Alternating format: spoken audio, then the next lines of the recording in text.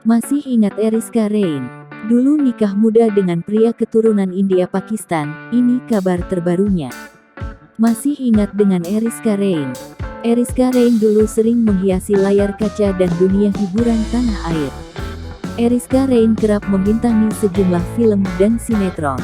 Lama tak terdengar, Eriska Rein ternyata menikah dengan seorang bos tajir. Pernikahan Eriska Rein dengan bos sebuah rumah produksi tersebut sudah berlangsung selama 8 tahun.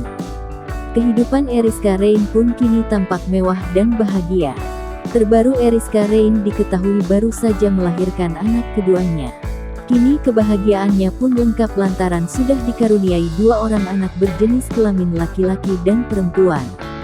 Eriska Rein sendiri dikenal publik lewat kariernya di dunia akting.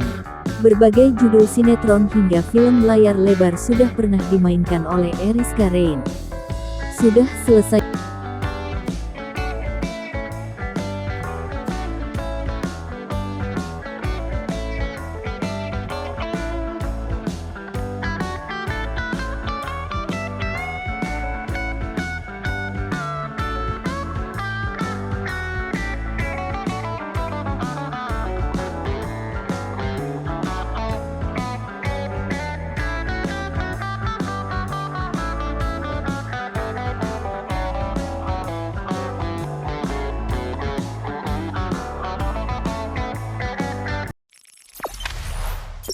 Jangan lupa subscribe, share, komen, dan like ya.